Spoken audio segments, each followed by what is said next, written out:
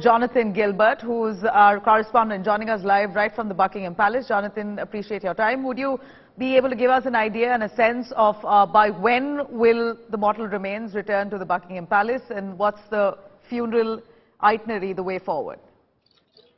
Well, that's right. You join me here, as you can see, outside Buckingham Palace itself, for this enormously formal and somber occasion. There are many, many hundreds of people behind me assembling outside the palace. We're expecting probably in the region of thousands of well-wishers here today to pay their respects to the sadly deceased 96-year-old Queen Elizabeth II. Now, obviously, this is an event, sad as it is, that has been well anticipated for many years. So the formal proceedings are already very well established. What is likely to happen is that the Queen's remains will be brought back to London, possibly over the next day or so, and then she will lie in state. This is a long-standing royal tradition. It happened to her mother, the Queen Mother. Also, her remains will lie in state in Westminster Abbey, the huge, impressive abbey opposite the Houses of Parliament, for a period of several days, and at that point, members of the public will be permitted to file past and pay their respects. And that process will last approximately 5 or 6 days. At that point, roughly 10 to 12 days from now, will be the state funeral itself, and her casket will be borne in full pomp and ceremony through the streets of London to the service, once again, at Westminster Abbey, before her remains are finally laid to rest. So we can look forward to probably at least 2 weeks now of pageantry and also mourning within this country. Well, you know, the world is united in mourning for the Queen. It's certainly a huge loss, but how is Britain looking at it? The people and the mood, the sentiment on ground. Bring us a sense of what people are feeling at this moment while they mourn the death of the Queen.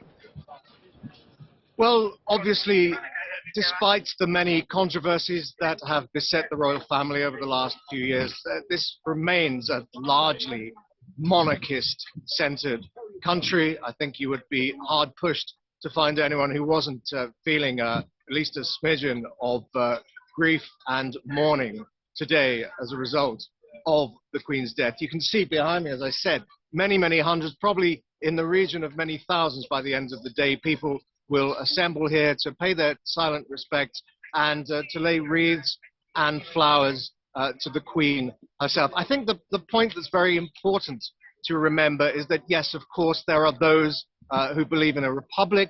There are those who disagree with the institution of the monarchy. But very, very few people indeed would dispute the fact that Queen Elizabeth has been a loyal, devoted, quiet, and utterly reliable servant to the realm for a period of 70 years. I mean, it's astonishing to think that she acceded to the throne aged just 27 and was essentially head of state, one of the most famous and recognizable figures in the world of the late 20th and early 21st century for 70 years, right up until the moment of her death. And I think we get that sense here today. There are very few dissenting voices here. This is a nation essentially in a state of mourning.